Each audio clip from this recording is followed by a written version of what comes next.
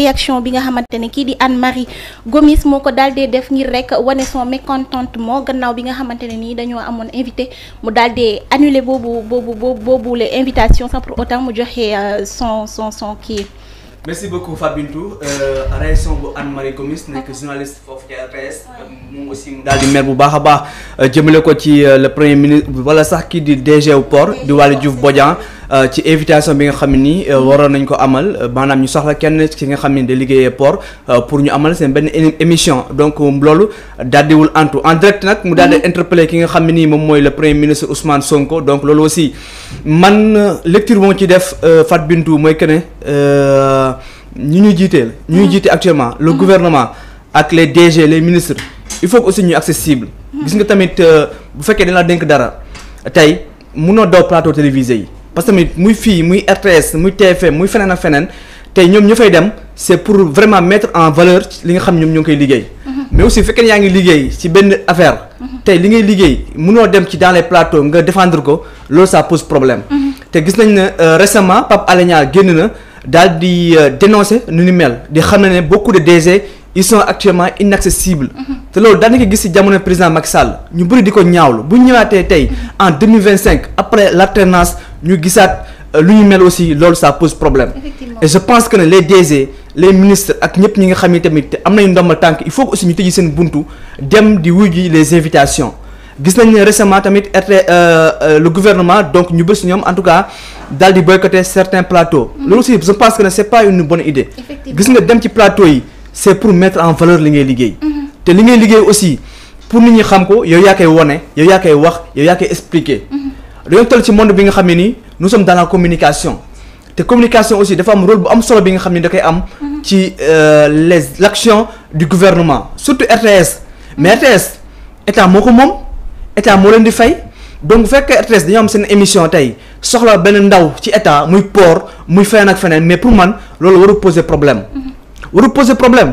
te port tey bëri na ay coow bi nga xam ne am na biir port ñi naan port mu ngi dox ñi naan port doxul mais waa port ñoom seen bopp tey ils ont intérêt ñu communiquer ils ont intérêt tey ñu wax expliquer ce qui se passe réellement foofu ca port autonome bu Dakar donc pour man li nga xam ne nii Anne-Marie moo ngi koy dénoncé loolu ñëpp ñoo koy dénoncé effectivement yaakaar naa ne sax régie yor na li nga xamante ne nii moom moo di extrait bi nga xamante ne nii Anne-Marie mi ngi doon joytu li ni mel ñu daal di koy déglu te ñëw. Il faut le rappeler au Premier ministre. moo tax sànq. Il faut le rappeler au Premier ministre. bu ñuy doon préparer débat bi jéemoon nañ am waa service du port mais finalement amuñu disponibilité mais je crois que c'est un message fort il faut le dire. mais c'est extrêmement important. parce que ñun bu ñuy liggéey service public ne bu ñuy liggéey c'est pour accompagner l'action de l'État donc si on a besoin des personnes ressources yu nga xamante ne ñu ngi dans des services yu nga xam ne concernent suñu débat on fait appel à ñoom ñu décliner sans explication loolu. Il faut le rappeler au Premier ministre. moo tax sànq. Il faut le rappeler au Premier ministre. si vous permettez ñun tamit liggéeyuñu pour caaxaan dañuy liggéey pour les Sénégalais. parce que ñoom ñoo leen fal ñoo ñu fi tax a teg pour ñoom. chers internautes ñoo ko daal di déggandoo li nga xamante ne nii moom la Anne-Marie Gomis daal di rek wax ngir rek wane son mécontentement face à l'invitation bi nga xamante ne nii ki nga xamante ne moo di DG Port moo ko daal di rejeté sans pour autant mu joxe excuse Mamour ñoo ko déggandoo également ana naka nga gisee boobu les réactions bu Anne-Marie Gomis. waa xam nga y a déjà cette notion de rupture. bi nga xamante ne moom la ñu mettre au devant de la scène. donc il doit y avoir des changements sur tous les niveaux man noonu laa ko jàppee léegi nag dañ nekkoon ci contexte boo xamante ne je veux dire que la RTS n'était pas trop accessible pour ces personnalités yi nga xamante ne ñi ngi nekkoon ci opposition bi tey jii dafa am un nouveau DG boo xamante ne dafa ibil buntu yëpp muy ñi nekkee ci biir opposition waaye tamit ñi nga xamante ne ñoom ñoo nekkee ci biir le pouvoir loolu rek signe de rupture la léegi nag je pense que aujourd'hui s'il y a une invitation bi nga xamante ne adressé nañ ko à une personnalité imprévu mënul ñàkk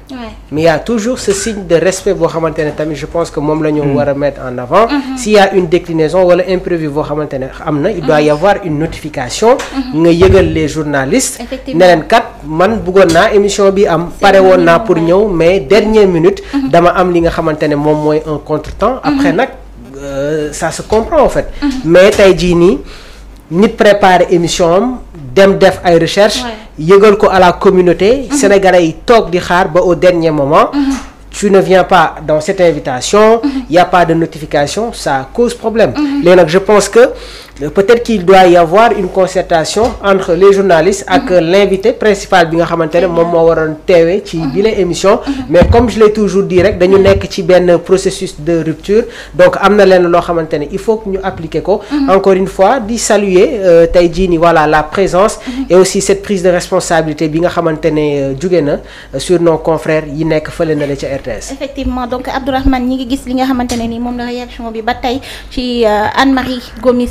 ñu gis réaction bi mu am ndax tey jii jàpp nga ne li nga xamante ne moom la DG Port daal di def mu di rek bañ a ñëw ci boobule invitation ndax jàppoo tey dafa doon jéem a daw ay responsabilité. Bon mun ma ko tuddee jéem a daw ay responsabilité parce que déjà amuñu sa version. amuñu version bi nga xam ne jóge na ci wàllu Diouf Bodiang ak ñëpp ñi nga xam ne en tout cas ñoom ñooy les dirigeants du port de Dakar. Mais man je parle de manière générale. Je parle de manière générale parce que tey gouvernement boo gis je le répète encore dafa nekkoon problème ci jamonoy président Macky Sall. Pour nga am accès ci yenn dirigeants yi day nekk problème même à la base tey bu ñu la nommé député DG PCA tey da ngay nekk inaccessible tey population bi la fal sax du ñu mën a jot ci yow tey plateau yi pour ñu am invitation pour ñu jot ci yow day métti alors que tey boo bëggee poste de responsabilité ci gouvernement bi. da ngay daw ci ginnaaw journaliste yi pour am invitation. Mais da ngay woote chaque jour pour ñu inviter la une fois que ñu fal la mais da ngay tëj say buntu yëpp. bu ñu la woowee duñ la jot. bu ñu la interpellé duñ la jot te loolu aussi c'est à nekk na li nga xam ni war nañu ko mën a changer vraiment. gis nga tey bant bu tey saket da koy jege bu fekkee ne yow gouvernant nga yow ñu jiital la nga nekk jiit mais da nga war a jege la population. da nga war a dem ci médias yi di communiquer surtout parce que tey Sonko wax na ko gis nga plan de redressement bi nga gis ni tey am na volet bu important bu ñu alloué à la communication.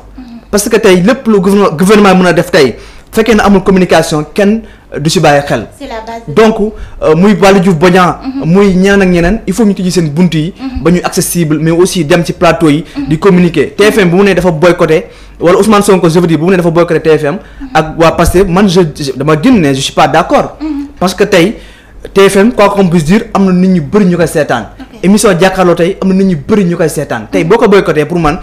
ñoom xëy na dañ ko yëg mais yow aussi dañ ko yëg parce que tamit lépp li ngay def bëgg nga visibilité. lépp li ngay def bëgg nga la communication te dem TFM tey dem jàkkaarloo am na lu bëri tey li nga xam ne mën na la ko apporter en terme de visibilité. tey RTS tey télé état la état moo ko yore état moo koy fay état moo koy subventionné donc tey bu soxlaa yenn ci direction yi bu soxlaa yenn ci invitation yi pour man vraiment. waru mun a metti. ok donc Mamour ñu daal di gis tout à l'heure kii mi ngi wax boycott bi nga xamante ne ni nguur jot na koo def ci TFM suñ demee tey ba toll ci jamono ji nga xamante ne ni li di milieu médiatique dañ ko daal di suufeel lool est-ce que loolu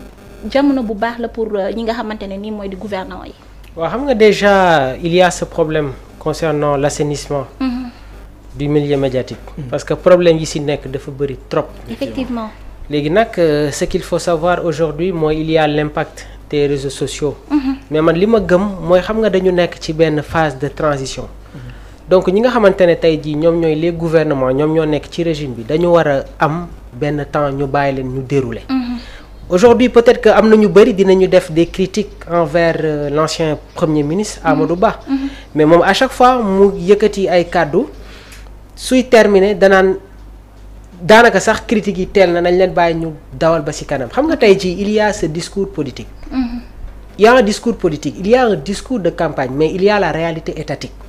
et le premier ministre Ousmane Sonko a été très clair ci wàll boobu noonu. defoon nañu ay estimation mais yaakaaruñu woon ne que. tey jii gravité bi toll na fii. donc aujourd'hui moom xam na ne que il y a la réalité étatique. donc nous les journalistes nous les chroniqueurs par moment. il faut que ñuy dem sur le décryptage de l'aspect communicationnel. c'est très important. léegi nag dafa am ci contexte boo xamante ne moom la ñu jóge woon. nekk ci benn contexte bu bees c'est-à-dire dafa amoon ay. médias yoo xamante ne ñii ils étaient avec le pouvoir ñii ñoo àndoon ak opposition bi. loolu moo fi am. te kenn mënu ko dindi au fait. on va pas c'est-à-dire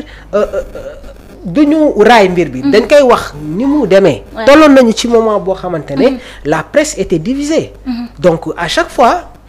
professeur Abdoulaye Mbow fii la daan toog dama koy poser des questions. ne que quelles doivent être les solutions. yan réforme moom la ñu war a indi ci médias yi. qui doit s'exprimer et qui ne doit pas s'exprimer. Abdourahmane bi mu ñëwee tey dafa génne les commentaires à travers une publication bi nga xamante ne defoon na ko sur sa plateforme. Je vais pas faire de publicité mais ñu bëri ñi ngi doon apprécier la qualité et cette joute oratoire d'un journaliste comme Pape Cheikh Sylla qui insiste toujours sur cette objectivité waaye tamit di appliquer li nga xamante ne moom mooy cette éthique ak déontologie. Donc li tax ma commencé fii mooy aujourd'hui nous en tant que journaliste am nañ ci benn responsabilité et comme je l'ai toujours dit man je veux pas rentrer dans les débats de personnes je l'ai jamais voulu mais le niveau du débat doit être relevé man gaw ma ne que nit da nga war a ñëw ci plateau pour attaquer benn personnalité man gaw ma ne que ñaari chroniqueur dañu war a ñëw même sax soo nekkee ci opposition bi man ma nekk ci pouvoir bi mais nañu waxtaan ci ay idée bañ a dem ci ay voilà ay kaddu yi nga xamante ne vraiment mun na indi ay problèmes et c'est ce qui se passe actuellement dans les plateaux Pape Cheikh Sylla dem fii la toog ne dañ nekk ci contexte bu particulier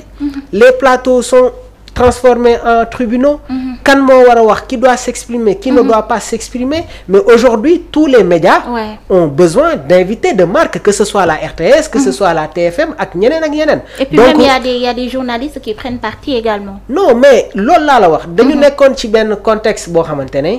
les Sénégalais ont réussi à déchiffrer encore une fois les acteurs du milieu médiatique am na ñoo xamante ne suñu waxee da ngay xam ne que ñii kat dafa mel ni fii lañ gën a penché wu am na ñeneen ñoo xamante ne suñu waxee da ngay xam ne kat ñii ci côté bii lañ gën a penché wu léegi nag est-ce que tey jii nii loolu waru fi dañ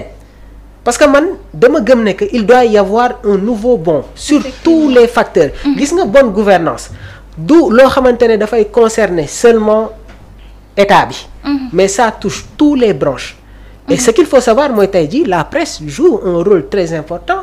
sur la vie politique d'un pays quand il y a les manifestations mais jeunes reporters yi ñoom ñooy wàcc ci terrain bi quand il y a des conférences de presse ce sont les journalistes qui sont présents donc tey jii unité boobu noonu dañ ko war a gën a consolider mais comment c'est ça la question aujourd'hui il y a des doyens am na ñoo xamante ne yàgg nañu ci milieu bi ñooñu tamit dañuy soxla li nga xamante ne moom mooy seen apport seen expérience ak à travers ñun ñi nga xamante ne tey jii ñi ngi doog a dugg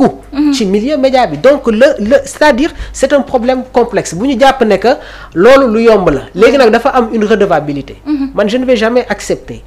de manquer de respect aux téléspectateurs yi nga xamante ne ñi ngi jël seen temps bàyyi seen lépp toog du ñu seetaan moo tax tout le temps su may analyser nii moo buy gën a ñëw muy lan la redevabilité parce que dafa am leen loo xamante ne dañ leen ko war a delloo et ñun dafa am loo xamante ne moom moo tegu suñu kaw muy éthique ak déontologie léegi nag chaque journaliste est libre de s'exprimer sur une question wala sur un sujet précis waaye tamit chaque journaliste a cette liberté de ne pas s'exprimer ou de décliner peut-être tey jii benn sujet bi nga xamante ne ñi ngi koy développer à travers certains plateaux. am na solo Mamour donc yow Abdourahmane dégg nga analyse bu am solo bi nga xamante ne nii Mamour jot na koo def surtout ci wàllum éthique ak déontologie léegi gis nañ ne en journaliste lu waay neex def ñenn ñi di jug di tuddee seen bopp journaliste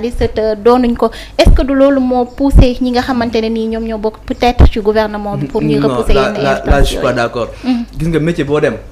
maçon boo dem am na kuy maçon lu xëy tey gagné chantier te du maçon